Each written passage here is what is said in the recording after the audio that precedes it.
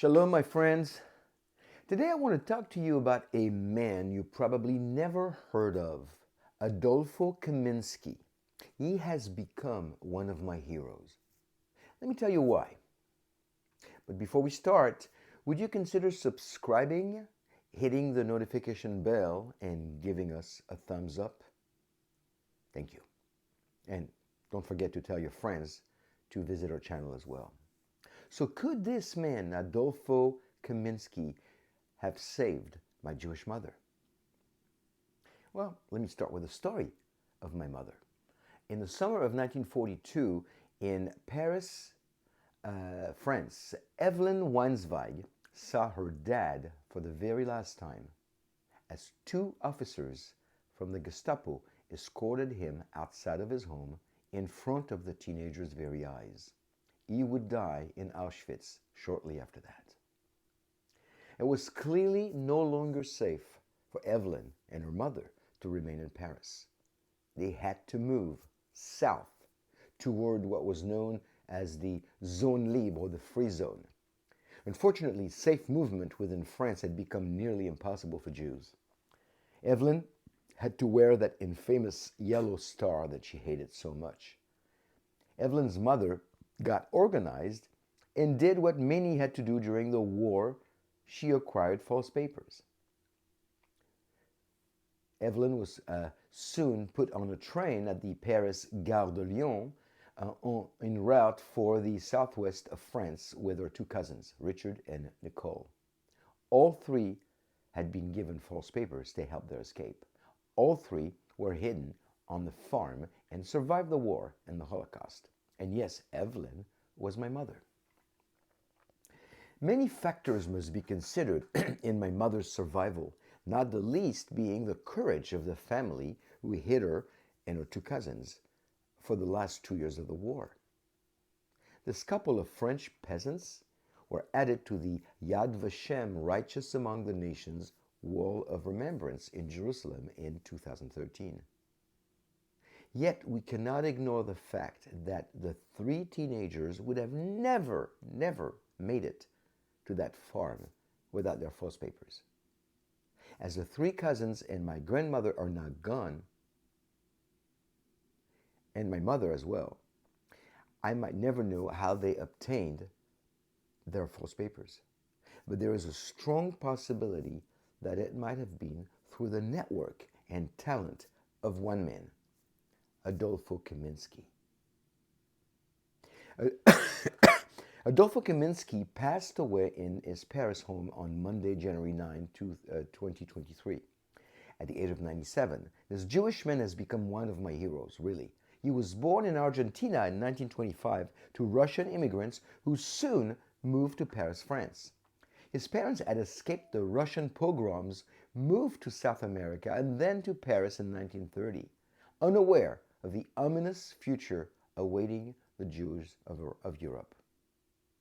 Adolfo started working for a clothes dyer and learned about colors and mixing. And eventually, at the beginning of the war, he and his family were sent to the Greater Paris train station in Drancy, awaiting deportation to one of the many concentration camps. Because they had Argentine papers, they were released and went into hiding through the French Resistance and also the creation of their own false papers. Adolfo wanted to work to help his saviors and told them that he had worked for a clothes dyer and could erase just about all ink stains. His career as a forger had just begun. It is believed that Adolfo's work during World War II saved the lives of 14,000 Jews, the vast majority of them knowing nothing about the man who produced the forged documents to help them at a critical time. When asked why he did all this, Adolfo responded, and I quote, "I saved lives because I can't deal with unnecessary death. I just can't," he said. All humans are equal, whatever their origins, their beliefs, their skin color. There are no superiors, no inferiors. That is not acceptable to me. close quote. So Adolfo um, continued to forge papers for various um, causes in many countries for years to come until he became too old and his hand and eyes no longer allowed him to create the documents. Really, truly one of my heroes. So, could this man have saved my Jewish mother and her two cousins? Were they 3 of the 14,000 Jews he helped? We will never know. But his story of courage and determination against all odds remains an example for us today. It warrants the question for Bible believers. Is it acceptable to lie to save a life?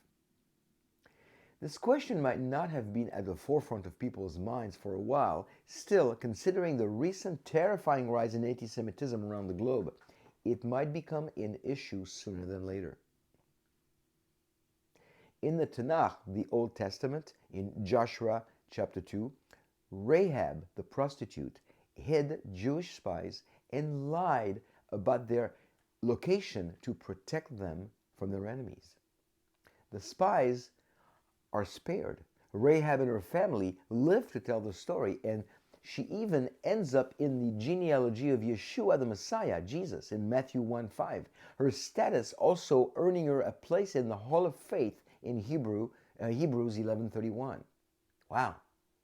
Was it okay for Rahab to lie?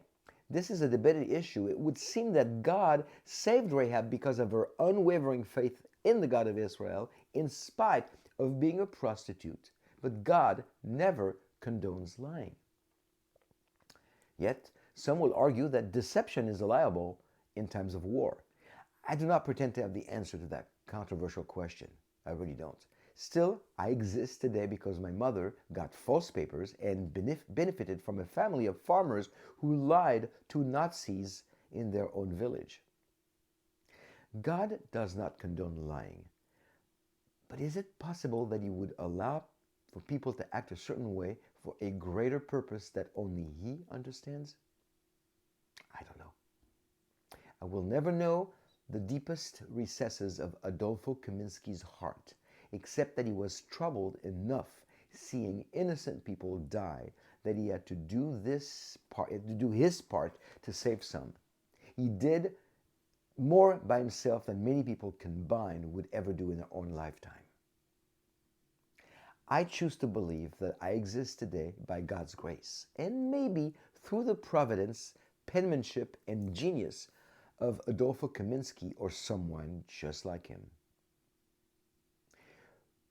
When we as believers are faced with decisions to make that might not be popular in the world we live in, we must always remember that ultimately we answer to the God of the universe. Those who choose to commit civil disobedience will always walk on very thin ice, at least from a human perspective. Just like Shadrach, Meshach, and Abednego did when they refused to bow down to the statue that Nebuchadnezzar erected. But from God's perspective, we know that He's got our back. Yeshua, Jesus, would have still given His life as a ransom were it only to save me from eternal damnation. Of course, His death was for many more people than that. For the whole world, as a matter of fact. But to God, one life is enough to save. How much is a life worth to us? And how far are we willing to go to save it? Thank you, Mr. Kaminsky, from the bottom of my heart for your bravery, compassion, and dedication. And may your memory be a blessing to many. Shalom, and be blessed.